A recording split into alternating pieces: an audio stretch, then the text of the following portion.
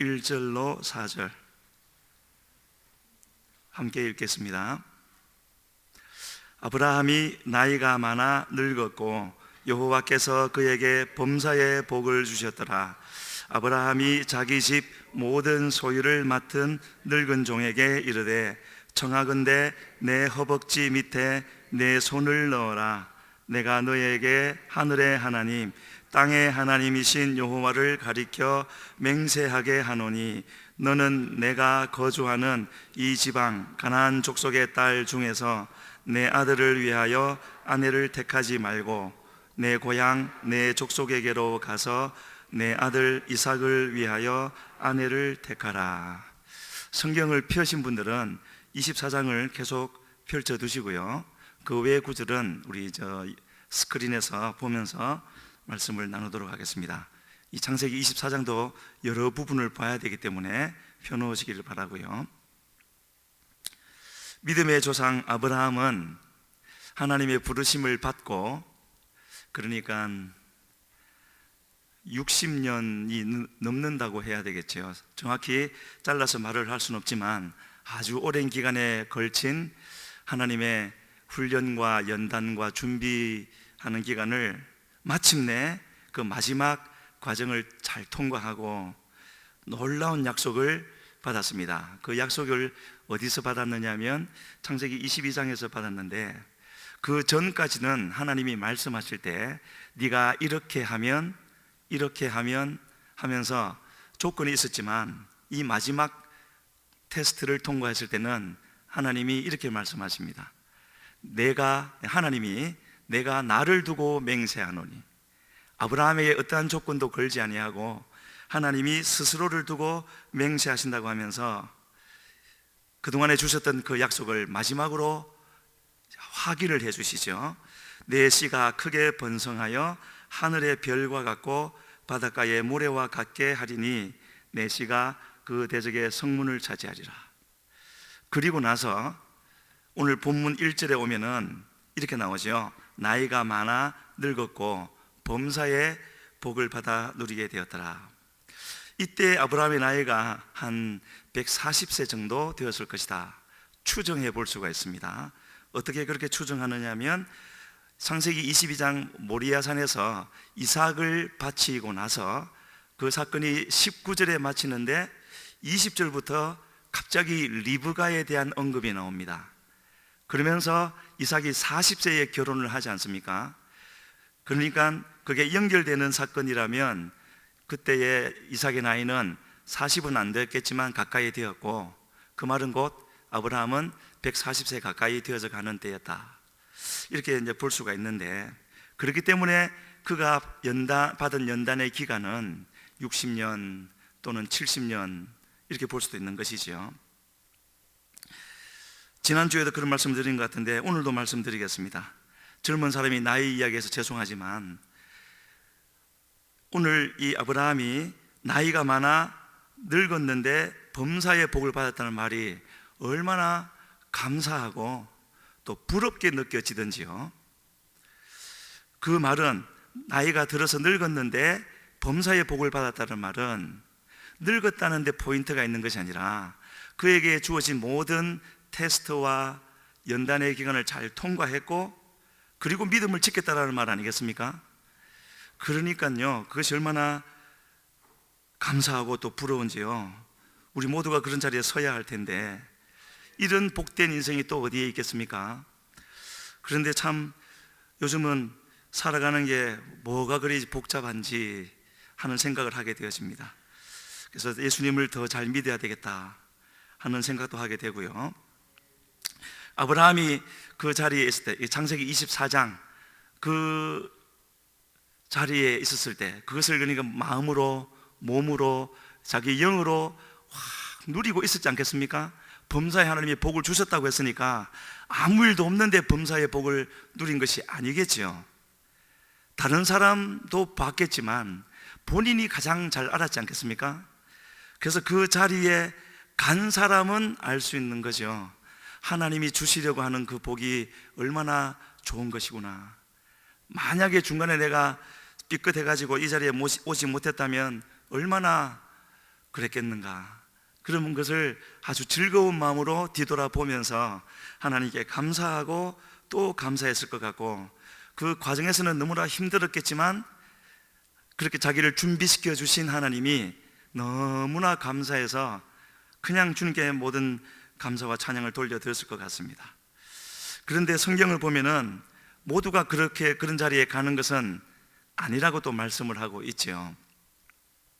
부르심은 받았지만 그 부르심의 최종 목적지까지 이르지 못하는 그런 사람도 있다고 말씀을 하시는데, 이처럼 이 아브라함은 그 자기에게 주어진 길을 다 갔고, 그리고 자기의 길에 얼마가 앞으로 남았는지 모르지만 막바지에 이르렀을 때 자기에게 주신 약속, 어떤 것이었죠?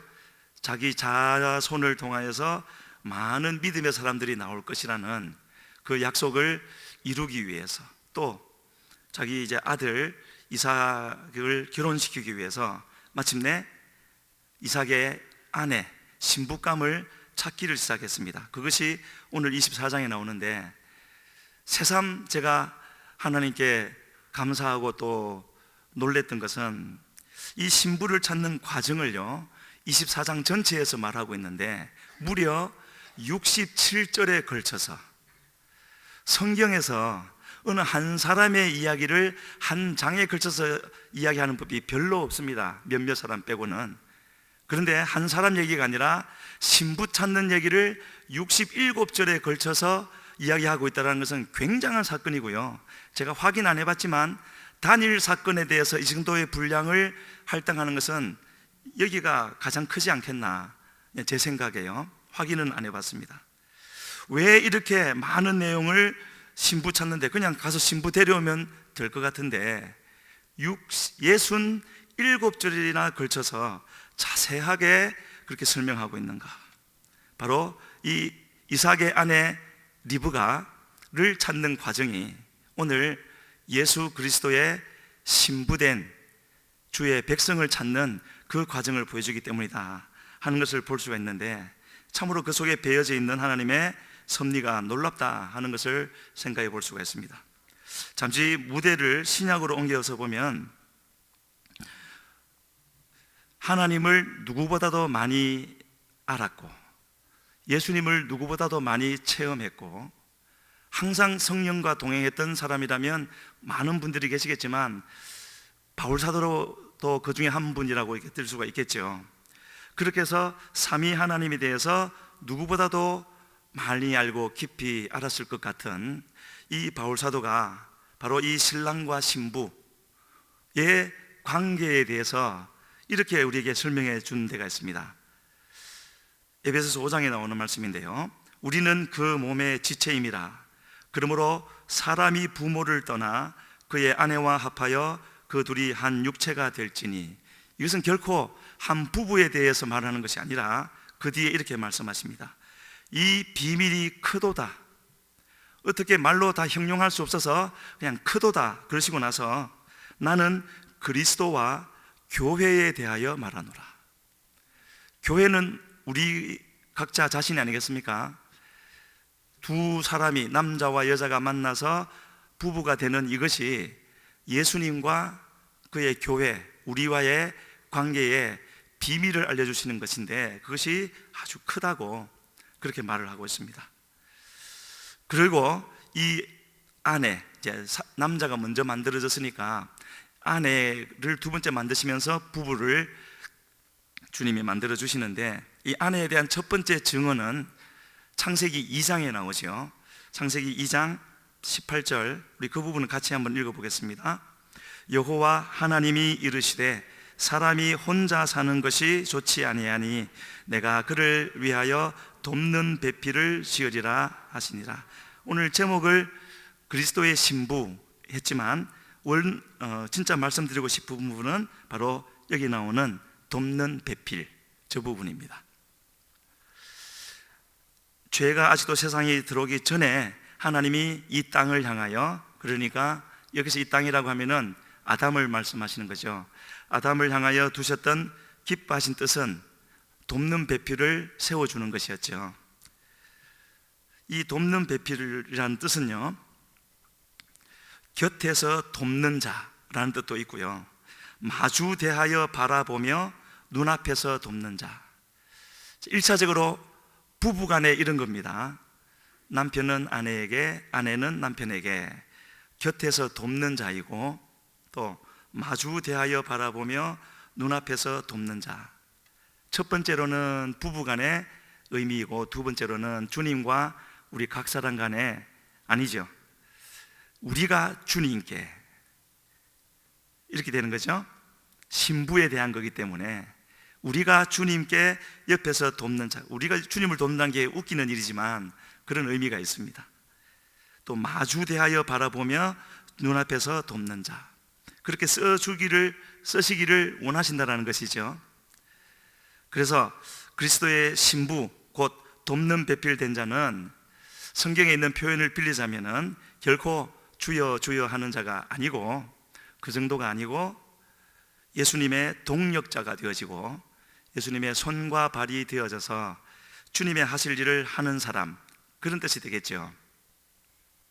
하나님은 우리를 부르시되 우리로 그런 자로 세우기를 원하셨고, 또 주님은 지금도 이런 돕는 배필을 얻기 위해서, 주님의 하나님의 아들을 위하여 이런 배필을 얻기 위해서 이 아담, 첫 번째 사람 아담을 깊이 잠들게 하셨습니다. 그 이유는 그에서 이제 뼈를 하나 뽑아서 이 돕는 배필을 만드시려고 했기 때문에.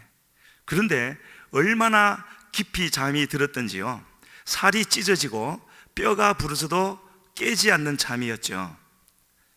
죽음이었습니다.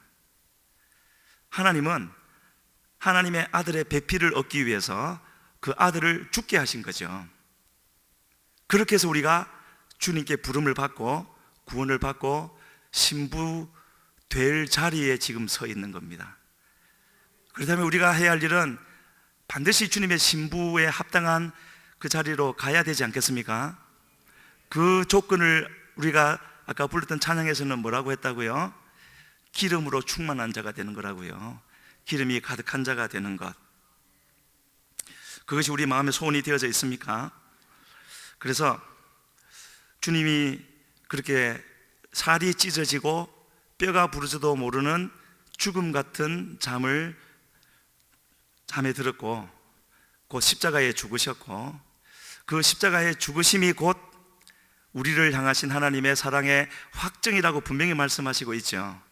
그래서 신부된 자가 반드시 알아야 될 것이 있다면, 하나님이 우리를 사랑하시되 이렇게 사랑하셨다라는 것과, 그리고 예수님은 그것을 이루기 위해서 죽기까지 순종하셨다라는 것, 그 의미를 아는 자가 지금 신부로 되어져 가는 사람의 증거가 되어질 겁니다. 우리 스스로가 확인해 볼 수 있지 않겠습니까? 내 마음속에서 어느 정도 그렇게 되어져 가고 있는지요.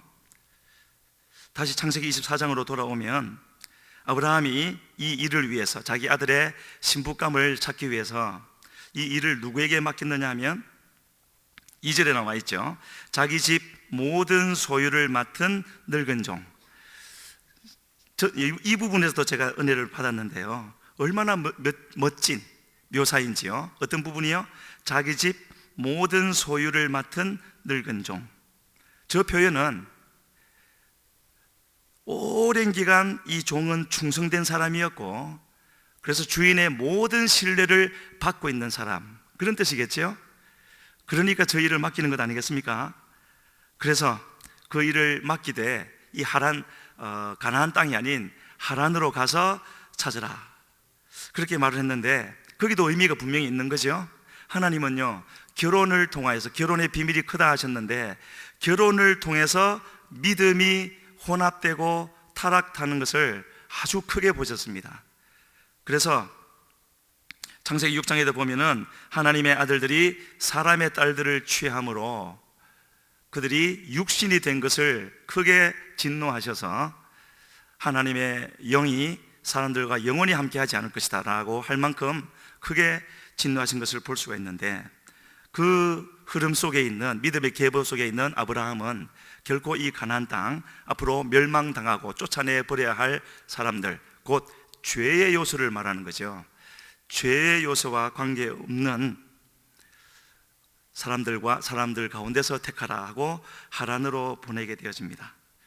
그래서 아까도 말씀드렸지만 늙은 종, 시바얀의 모든 일을 맡은 늙은 종, 그 말 속에 많은 것이 담겨져 있는 것이요. 오늘따라 이 늙음이라는 말 속에 말이 면류관 이렇게 연결되어지는 것 같습니다. 그래서요, 저는 뭐 그런 일이 없겠지만 만약에 주님이 저보고 다시 너 젊어지고 싶으냐, 어려지고 싶으냐, 아직 젊으니까요, 어려지고 싶으냐 라고 물으신다면 결단코 그러지 않겠다고 말씀을 드리겠습니다. 어려지고 싶지 않다고요. 그렇게 지난날 살아왔던 그 어리석고 미숙하고 온전치 못한 삶을 또 살아야 된다면 절대로 다시 그렇게 살고 싶지 않다고 말씀을 드리고 싶고요. 여기에 나오는 늙은이라는 이 단어는 히브리어로 자켄이라는 단어인데 뜻이 이렇습니다. 통달하는 깊은 연륜이 있어서 존경받을 만하고 숙련된. 너무 멋지죠? 다시 읽어드릴게요. 통달하는 깊은 연륜이 있어 존경받을 만하고 숙련된. 그게 여기서 나오는 늙은의 의미입니다. 바로 이 늙은 종은 24장에는 이름이 나오지 않지만 모두가 말하기를 창세기 15장에 나오는 다메섹 사람 엘리에셀일 것이다. 여기에는 이견이 별로 없습니다. 이 엘리에셀이라는 이름의 뜻은 하나님은 우리의 도움이시다 하는 뜻인데, 창세기 15장에서 아직도 아들이 없을 때 하나님 앞에 이 아브라함이 그렇게 말하죠. 내 후사는 이 다메섹 사람 엘리에셀입니다 라고 후사로 지목할 정도로 충성된 사람이었고요. 그때로부터 40-50년, 어쩌면 50-60년이 지난 이때까지도 변함없이 충성되게 있는 얼마나 훌륭한 사람입니까? 우리 아까 불렀던 찬양 중에 그런 거 있었죠. 높이 솟은 산이 되기보다는 오름직한 동산이 되기를 원한다고요. 그런 사람이 더 많아야 되겠죠. 그래서 성령 하나님은 지금도 우리 주 예수 그리스도의 신부 곧 돕는 배필을 찾고 계시는데, 바로 이 어떤 사람을 찾는가, 좀 이따 이제 말씀드리겠지만은요, 이 신부될 사람은 두 가지 큰 조건을 말하고 있는데, 자기의 영광을 구하지 않고 하나님의 영광을 구하고, 또 주님 밖에 거하지 않고 주님 안에 거하는 자들. 이게 너무 크다고 할까요? 가장 중요한 크게 두 가지 조건을 건다면 하나님의 영광을 구하고 주님 안에 거하기를 소원하면서 애쓰는 그런 사람들을 주님의 신부될 자로 찾고 계시는데, 우리 모두가 그렇게 발견되어져서 그 자리에 설 수 있기를 주님 앞에 간절히 소원합니다. 그러려면은요, 우리를 지금 붙들고 있는 많은, 우리를 주님께로 가지 못하게 하는 방해 요소들 그냥 눈 딱 감고 다 떨쳐버려야 됩니다. 그런 것에 매여 있어가지고는요, 당해낼 장사가 없는 거죠. 그냥 마음을 주님께 드려야 되는 겁니다. 저도 어떻게 해야 될지는 모르겠지만은요, 그렇습니다. 왜 그렇게 되어져야 할 이유는, 우리와 함께 하시는 성령은 그냥 옆에 가만히 서 계시면서 아무것도 안 하시는 것이 아니라 우리를 그 자리로 인도해 가시거든요. 주님 안으로, 그리고 하나님의 영광을 구하는 자리로. 그러니까 우리는 반드시 거기에 있어야 되는 것이고, 그것이 우리가 주님을 바르게 따라가고 있다는 증거도 되는 것이죠. 그래서 이러한 것을 깊이 깨달아 알았던 이 바울 사도는, 오늘은 이제 바울 사도하고 아브라함, 엘리에셀하고 이렇게 왔다 갔다 하면서 말씀드릴 텐데, 갈라디아서 3장 16절에서 이렇게 말씀을 해 주심으로 바로 이 리브가와 우리가 연결되어져 있구나 하는 것을 알 수가 있는데요, 같이 읽어보겠습니다. 이 약속들은 아브라함과 그 자손에게 말씀하신 것인데 여럿을 가리켜 그 자손들이라 하지 아니하시고 오직 한 사람을 가리켜 내 자손이라 하셨으니 곧 그리스도라. 아브라함의 자손을 곧 그리스도라고 했기 때문에 시간 차이는 지금 우리하고 3,000년, 4,000년이죠. 4,000년 차이가 있지만 그때나 지금이나 하나님은 돕는 배필, 그리스도의 신부를 찾고 계시다. 그래서 24장에 나온 내용을 우리는 잘 알아야 되는 것이고요, 오늘 그렇게 이제 나누기를 원합니다. 그 과정을 이 엘리에셀이, 충성된 종이 아브라함을 떠나서 하란으로 갔다가 신부를 데리고 오는 그 과정을 보면은요, 정말로 진짜로 충성된 종이고 그 일을 맡길 만한 것이구나. 그리고 그 신부를 찾는 과정에서 나타나는 신부의 기준을 보면, 우리가 지금 오늘 또 내일부터 시작되어지는, 이제 오늘 11월이 시작되어졌고 곧 또 올 한 해가 마무리되지 않습니까? 이때를 우리가 어떻게 살아가야 될 것인가 하는 것을 생각해 볼 수가 있는 그런 간음자가 되어지는 것 같습니다. 이 엘리에셀은요, 낙타 무려 10마리에, 사람이 많이 가서 그러지는 않을 것 같고 다른 종들도 있었겠지만 예물을 그렇게 많이 싣고 갔다는 거죠. 낙타 10마리에 예물을 싣고 거기서부터 아브라함이 살던 곳으로부터 하란까지는, 헤브론부터 하란까지는 약 800km 정도 되는 먼 길이었는데, 그 먼 길을 가는 감에 있어서 이 엘리에셀은요, 정말로 갔다가 돌아오기까지 800km를 가려면은 낙타를 타고 가도 한 달은 걸리지 않겠습니까? 걸어가면 2달은 좋게 걸릴 거리이고요. 그런데 그 길을 갔다가 거기서도 하룻밤 자고 바로 돌아오죠. 정말 놀라운 장면입니다. 그리고 그 과정에서 조금도 한눈 팔지 않고 자기의 무엇을 생각하지 않고 오직 그 일을 이루기 위해서 완전히 몰입해가지고 최선을 다하는 모습을 보여주고 있는데, 지금 성령 하나님께서도 이 자리를 보시면서 그렇게 신부를 찾고 계시는 줄로 믿습니다.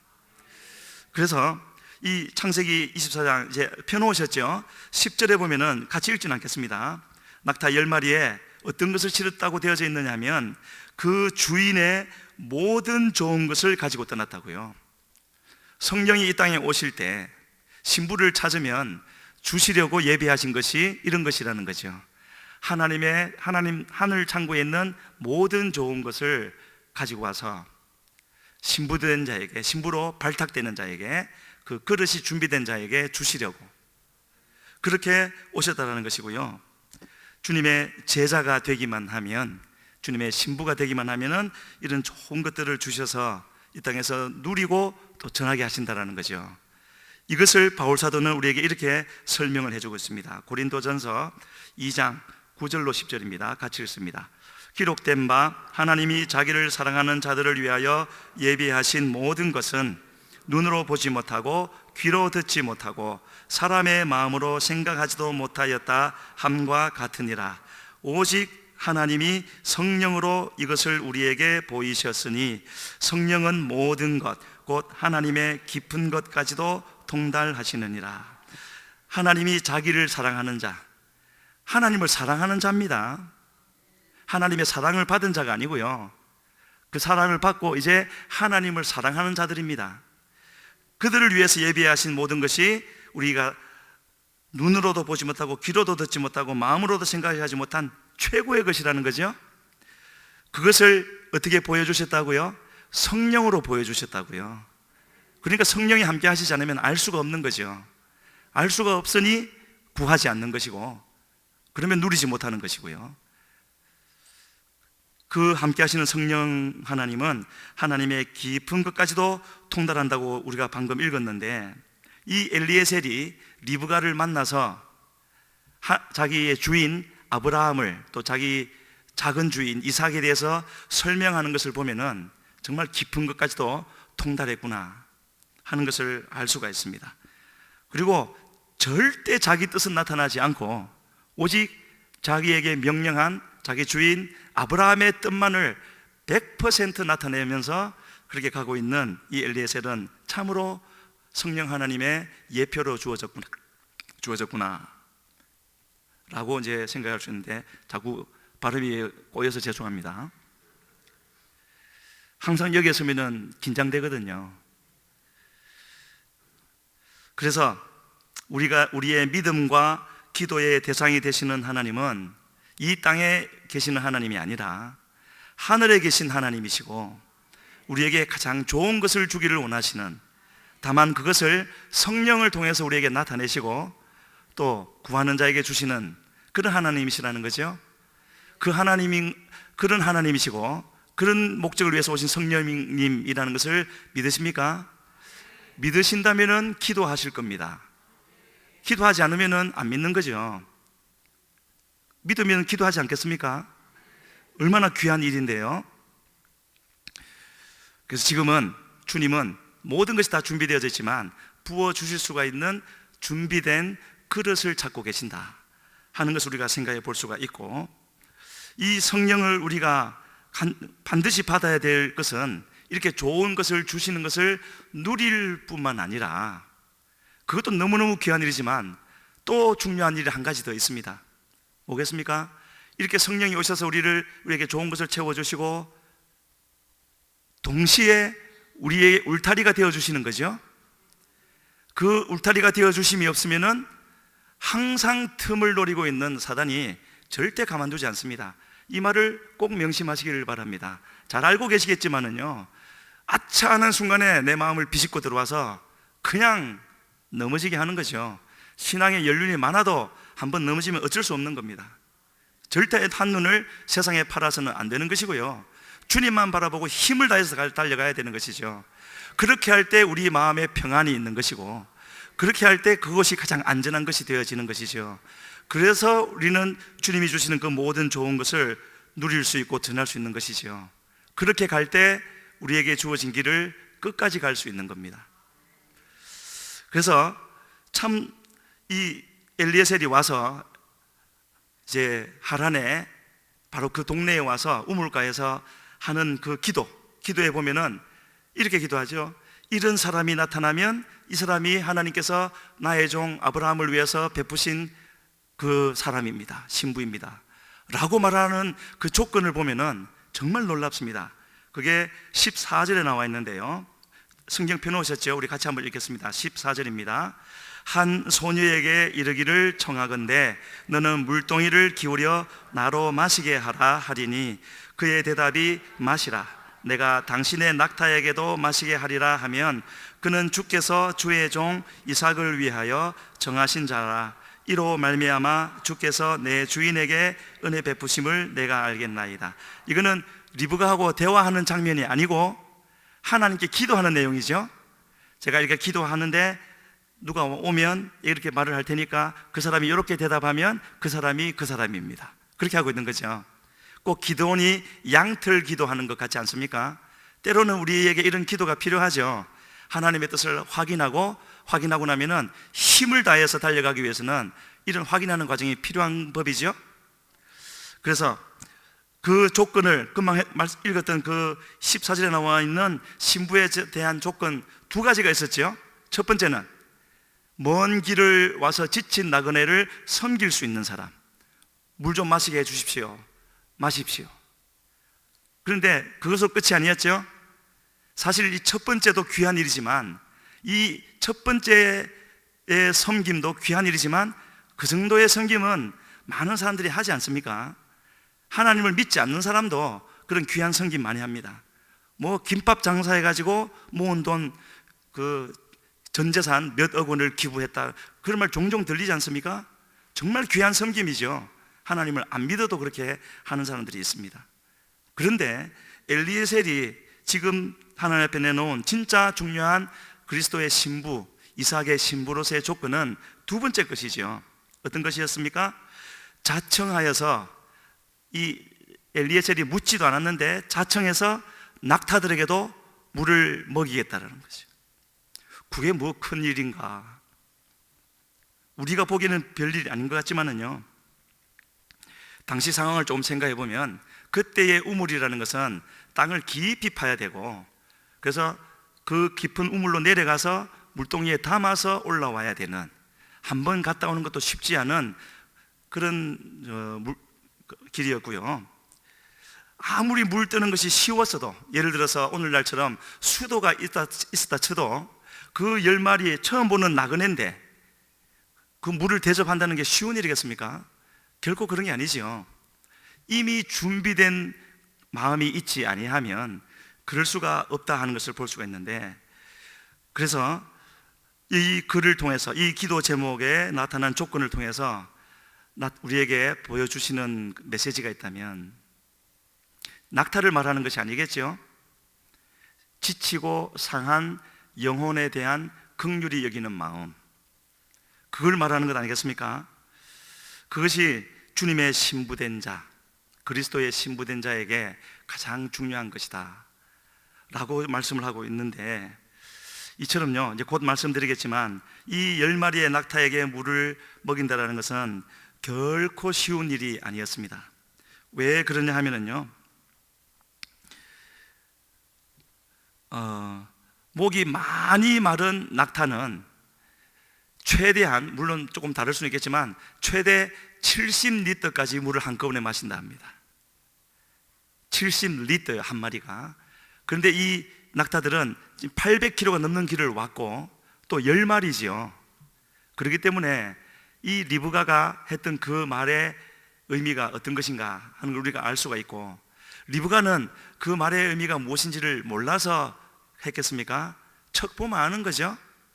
그렇지만 그렇게 말을 했다라는 것, 그것은 그리스도의 신부로서 이런 말을 하면 이제 좀 주님 앞에 죄송하기도 하고, 제가 이런 말이 나오면 항상 제 스스로가 하는 말이 있습니다. 저 자신에게, 그 거짓말 진짜냐? 한 번씩 그런 말 되뇌겨 보십시오. 내가 아주 성경적이고 은혜스럽고 남을 격려하는 말을 할 때 그 거짓말 진짜냐? 그 진심이냐? 주님 앞에서 한번 되돌아봐야 되는데, 지금 하는 말도 이제 그런 겁니다. 주님이 그리스도의 신부된 자에게 찾으시는 그 섬김은 그냥 일반적인 그런 것이 아니라 우리가 생각하는 일반적인 이해, 그런 헌신을 넘어서는 말이 쉬운 것이지 쉽지가 않겠죠. 그것을 우리에게 분명히 보여주는 마태복음의 한 구절이 있어서 한번 보겠는데요, 그것을 한마디로 이렇게 주님이 보여주셨습니다. 마태복음 9장 35절과 36절 같이 읽겠습니다. 예수께서 모든 도시와 마을에 두루 다니사 그들의 회당에서 가르치시며 천국 복음을 전파하시며 모든 병과 모든 약한 것을 고치시니라. 무리를 보시고 불쌍히 여기시니 이는 그들이 목자 없는 양과 같이 고생하며 기진함이라. 어디에 나타나 있습니까? 저기에 있죠. 무리를 보시고 불쌍히 여기시니. 주님은 이 땅에 계실 동안에 공생애를 사시면서 단 한순간도 쉬지 않으셨던 것 같죠. 계속해서 하나님의 정해놓으신 시간표에 따라서 이쪽으로 가셨다가 바다 건너편에 가셨다가 때로는 두로와 시돈 그 멀리까지 가셨다가 한 사람 고쳐주시고 오시고. 어떻게 그럴 수가 있었을까요? 성령으로 충만했기 때문에 그렇겠습니까? 물론 그렇지만 그보다 더 깊은 그런 모든 행함의 원동력은 방금 우리가 보았던 대로 불쌍히 여기심에 있었던 것이죠. 그렇기 때문에 그 길을 찾아가고 많은 사람이 아니라 단 한 사람이 기다리고 있는 그곳에 가셔서 고쳐주시고 오시고 고쳐주시고 오시고 그렇게 했던 거 아니겠습니까? 우리에게 그 마음이 있는지를 살펴봐야 되는 부분이죠. 예수님의 제자들 중에 사랑의 사도라는 별명을 받았던 이 요한은 이렇게 말씀한 부분이 있습니다. 그의 안에 산다고 하는 자는, 그러니까 예수님 안에 산다고 하는 자는 그가 행하시는 대로 자기도 행할지니라 라고 요한 1서 2장 6절에서 했고요. 또 요한복음 14장에서도 나를 믿는 자는 나의 하는 일을 그도 할 것이요. 저는 이 말씀 준비하기 이전까지는 나를 믿는 자는 나의 일도 할 것이요 할 때 나의 일은 기적과 능력을 베푸는 그런 거라고 생각했습니다. 그래서 예수님을 제대로 믿기만 하면 막 능력이 나타나겠구나 했는데, 이분의 생각하게 되어진 것은 물론 그런 일도 있겠지만 나를 믿는 자는 나의 일을 그도 할 것이요, 얘는 일반적인 수준을 넘어서는 섬김, 그것도 포함이 되겠구나 하는 것을 생각하게 되어졌고요. 다시 말해서 아까 예수님의 그 돕는 배필의 의미를 뭐라 그랬습니까? 곁에서 돕는 자, 마주보며 같은 마음과 같은 방향을 가지고 돕는 자, 그렇게 말씀을 드렸죠.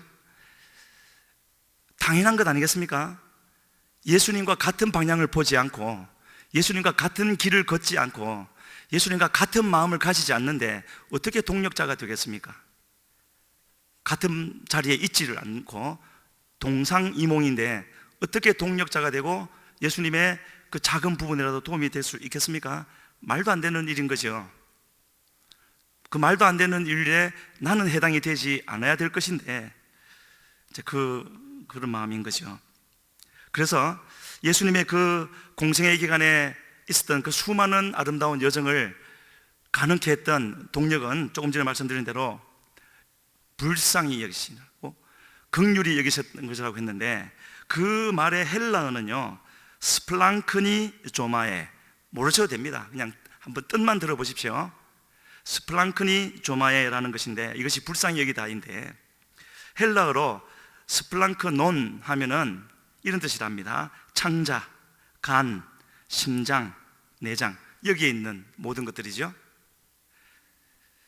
헬라인들은 여기에 있는 우리가 내장이라고 부르는, 창자라고 부르는 여기에 어떤 감정이 있고 생각이 있는 이 기관에 있다고 생각을 했고요. 근데 성경도 그렇게 말씀하시죠. 구약의 많은 부분, 신약에도 그렇습니다만 구약의 많은 부분이 우리 창자를 두고 속사람으로 비유하고, 또 예수님도 그러셨지 않습니까? 나를 믿는 자는 그 배에서 생수의 강이 흘러날 것이라고요. 실제로 오늘날 의학적으로도요, 뇌에서만 우리 몸에 절대적으로 필요한 호르몬이 나온다고 생각했던 그것이 우리 배 내장에서도 지금 나오고 있다고 입증이 되고 있다는 거죠. 그렇다면 스플랑크니 조마에가 물론 그냥 간단히 말하면 불쌍히 여기다 하지만, 이런 의미를 넣고 생각해 보면 우리에게 주시는 뜻은 이런 겁니다. 그 장기들, 창자, 간, 내장, 심장, 그 장기들이 뒤틀리고 녹아내리다. 그게 바로 스플랑크니 조마에, 그만큼 죽어가는 영혼에 대한 깊은 긍휼이 그 속에 그냥 들끓었다라는 의미겠죠. 구약에도 그런 말씀이 있는 것을 볼 수가 있는데요, 예레미야 31장 20절에 나와 있습니다. 그 부분도 우리 같이 한번 읽겠습니다. 시작. 에브라임은 나의 사랑하는 아들, 기뻐하는 자식이 아니냐. 내가 그를 책망하여 말할 때마다 깊이 생각하노라. 그러므로 그를 위하여 내 창자가 들끓으니 내가 반드시 그를 불쌍히 여기리라. 여호와의 말씀이니라. 하나님이 에브라임, 북이스라엘이죠, 를 두고 하시는 말씀입니다. 책망하신 때마다 깊이 생각한다고요. 그러니까 그 책망은 깊은 사랑에서 나온다는 말이면서 그를 위하여 내 창자가 들끓는다고요. 똑같은 말이 저기에 나오죠. 내가 반드시 그를 불쌍히 여기리라. 동일한 하나님이시기 때문에 구약에서도 또 신약에서도 그렇게 말씀하셨고, 이것이 바로 스플랑크니 조마에.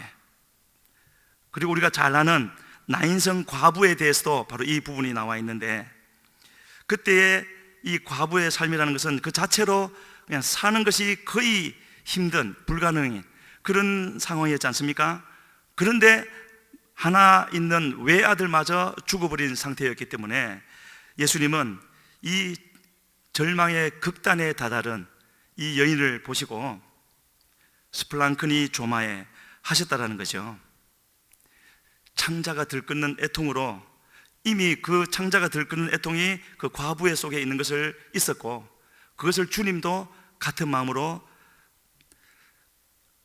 가지셨다라는 것이고, 그 마음이 주님께 있었기 때문에 관으로 다가가셨고 관에 손을 대셨고 기도하심으로 살려주셨지 않습니까? 이것은 그냥 손을 대서 살려주시는 그 정도 의미가 아니라, 잘 아시는 대로 이 민수기 19장에 보면은 시체가 있는 장막에 들어가기만 해도 그 사람은 7일간 부정하는 그런 이 환경, 문화 속에 있었기 때문에 예수님이 관에다 손을 댄다는 것은 그런 의미가 있는 거죠. 무슨 뜻이겠습니까? 예수님의 긍휼, 예수님의 사랑은 사람들이 아니죠, 그런 율법이나 또는 사람들이 씌워놓은 굴레, 이런 것을 그냥 초월하신다는 거죠. 그래서 율법의 완성은 무엇이라고요? 사랑이라고 말씀하고 있죠. 한 구절을 더 보시겠습니다. 마태복음 23장 23절, 그 부분을 분명히 우리에게 보여주고 있습니다. 같이 읽습니다. 화 있을진저 외식하는 서기관들과 바리새인들이여, 너희가 박하와 회향과 근처의 11조는 들이되 율법에 더 중한 바 정의와 긍휼과 믿음은 버렸도다. 그러나 이것도 행하고 저것도 버리지 말아야 할지니라. 율법에 더 중한 바, 율법 자체를 지키는 것을 말씀하는 것이 아니었죠. 율법에 더 중한 바 정의와 긍휼과 믿음을 버렸도다 라고 말씀하고 있습니다. 그래서 우리가 이 땅을 살아갈 때 지금 이 말씀을 우리가 나누는 것은 다른 것이 아니지 않겠습니까? 지금 내 마음이 어떠한가를 살펴보자는 것이지요. 다른 사람들을 대할 때 어떤 마음으로 만나고 있고 또 대화를 하고 그렇게 하고 있는가, 이런 말씀을 나눌 때는 한번 되돌아보겠지만은 또 사람을 세상에 집중하고 문제에 집중하고 마음에 갖지 말아야 할 마음을 갖게 되지고 계속 그렇게 살아간다면 언제인지는 모르지만 주님이 오실 텐데 그때 주님 앞에서 우리가 어떤 모습으로 서게 될 것인가 염려가 되지 않습니까? 그렇게 돌아보면서 갈 수 있는 우리가 되기를 바라고, 이처럼 하나님의 나라는요 말로 되어지는 것이 아니라 반드시 주님의 마음을 우리가 이제 가져야 되는 것이고요. 그래서 그렇기 때문에 또 한 번 우리가 마음에 새겨야 될 말씀이 있는데, 잘 아시는 말씀이지만 이 흐름 속에서 다시 한번 새겨보기를 원합니다. 마태복음 7장 22절로 23절 같이 읽습니다. 그날에 많은 사람이 나더러 이르되 주여 주여 우리가 주의 이름으로 선지자 노릇하며 주의 이름으로 귀신을 쫓아내며 주의 이름으로 많은 권능을 행하지 아니하였나이까 하리니, 그때에 내가 그들에게 밝히 말하되 내가 너희를 도무지 알지 못하니 불법을 행하는 자들아 내게서 떠나가라. 잘 아시는 대로 산상수훈은 그냥 따르는 무리들에게 하신 것이 아니라 제자들에게 하신 말씀이고, 방금 읽으신 이 부분은 그 모든 가르침의 완성 부분이고 또 우리의 신앙의 끝부분에 있을 마지막 심판 때에 있을 내용인 것이죠. 여기에 어떤 사람들이 나와 있습니까? 많은 권능들을 행한 사람들이 나오고 있습니다. 혹시 이 정도의 권능을 행해 보신 적이 있습니까? 있을 수도 있겠지만 많지 않을 겁니다. 그러겠죠. 그런데 그렇게 드물게 있을 수밖에 없는 그런 권능들을 행했는데 어찌하여서 결국 버림을 받게 됐는가? 사역을 적게 해서가 아니죠. 많이 했다고 나와 있습니다. 단 한 가지 이유, 불법을 행했기 때문인데, 불법은요 다른 것이 아니라 하나님의 말씀, 진리에서 벗어난 상태인 것이죠. 어떤 것이 하나님의 진리에서 벗어난 상태이겠습니까? 사역을 분명히 했던 사람들입니다. 안 믿는 사람이 아니죠. 그런데 어떻게 사역을 했다는 뜻이겠습니까? 내 뜻과 내 생각을 따라서 한 것이었고 하나님의 영광을 구한 것이 아니라 나의 영광을 추구했다는 것이죠. 처음에는 그렇지 않았겠지만 어느 순간에 바뀌었다는 것이고요. 왜냐하면 불법이라고 할 때 이 법은, 하나님의 법은 그 본질이 사랑이기 때문에 거기서 벗어났다는 것을 분명히 말을 하고 있습니다. 그리고 또 마태복음 24장에서는 그렇게 말하고 있지 않습니까? 불법이 성함으로, 마지막 때에 불법이 성함으로 많은 사람의 사랑이 식어질 것이라고요. 그렇기 때문에 그 많은 능력을 행하고도 이 마태복음 7장의 이 사람들은 버림을 받은 것이고요. 지금 우리가 나누고 있는 스플랑크니 조마에, 이것은 우리로 하여금 사역을 할 수 있는 힘을 줄 뿐만 아니라, 아까도 한번 말씀드렸죠. 그런 사역을 하는 그 정도가 아니라 우리를 지켜주시는 울타리가 되어져서 그 길을 끝까지 가되 안전히 갈 수 있게 해주시는, 그러니까 우리에게 반드시 있어야 되는, 사역을 위해서가 아니라 나의 생명을 위해서 반드시 있어야 되고, 그렇기 때문에 주님은 성령을 통하여서 우리에게 그렇게 얼마든지 해주신다라는 거죠. 다만 내가 그것을 찾지 않고 구하지 않기 때문에 받지 못할 뿐이라는 겁니다. 그래서 우리 모두는 우리에게 필요한 것이 많이 있지만 바로 이런 마음을 더 사모할 수 있는 우리가 되어야 되겠고, 또 신부로서 가장 중요한 조건이라고 말씀하시니 더욱 그래야 될 줄로 믿습니다. 그렇게 기도를 엘리에셀이 했더니 어떤 일이 일어났습니까? 정말 놀라운 일이 일어났죠. 창세기 24장 18절로 20절 펴보시고 같이 한번 읽으시겠습니다. 기도한 그대로 일어나는 것입니다. 18절부터 20절입니다. 그가 이르되 내 주여 마시소서 하며 급히 그 물동이를 손에 내려 마시게 하고 마시게 하기를 다하고 이르되 당신의 낙타를 위하여서도 물을 길어 그것들도 배불리 마시게 하리이다 하고 급히 물동이에 물을 구유에 붓고 다시 기르려고 우물로 달려가서 모든 낙타를 위하여 깃는지라. 어떤 모습이 연상됩니까? 물 좀 마시게 해줄 수 있느냐? 급히 물동이를 내리고 다 마시게, 원하는 만큼 마시게 하고 이어서 말을 뭐라고 합니까? 당신의 낙타를 위해서도 물을 길어 그것들도 배불리 마시게 하겠다고요. 배불리 한 마리당 70리터인데요 배불리 10마리를 마시게 하겠다고. 그리고는 급히, 이런 단어가 중요하죠. 급히 물동이를 구유에 붓고 다시 기르려고 우물로 달려갔다고요. 어떤 모습이 연상됩니까? 그 섬김의 일을 위해서 부지런히 바삐 그냥 여성스러워서 가만히 뭐 일도 못하고 그런 것이 아니라 주님을 위해서 그냥 힘을 내고 여장부처럼 일을 막 해내는 이런 것이 그리스도의 신부라고 말씀을 하고 있습니다. 그래서 그 모습을 보여주고 있었고요. 이러한 모습은 바로 이 리브가의 시아버지가 될 아브라함에게서도 우리가 찾아볼 수 있는데, 잘 아시는 대로 아브라함에서 아브라함 되어진 것은 루아흐 성령이 들어가서 성령의 사람이 되었다는 것이죠. 17장에서 성령의 사람이 되어지고 18장에 바로 성령 충만한 아브라함의 모습이 이렇게 나와 있습니다. 제가 설명을 해드릴게요. 마침내 하나님과 두 천사가 내려와서 소돔으로 심판하러 가려고 하는데 이분들이 보통 분이 아니라는 것을 알아봤고, 그리고 강권하여서 자기 집으로 모시고 대접을 하는데 꼭 리브가가 하는 것처럼 급히 장막으로 가서 속히 고운 가루 세스아를 준비하라고. 고운 가루 세스아는요 큰 밀가루 포대 20kg짜리 2개입니다 세 사람 대접하는데 그렇게 많은 밀가루로, 그리고요 가축돼 있는 곳에 달려가서 기름지고 좋은 송아지, 세 사람 대접하는데 송아지 한 마리 잡습니다.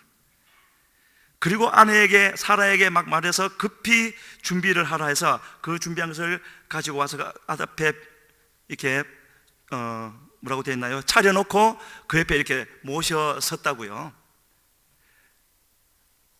그 시아버지의 그 며느리죠.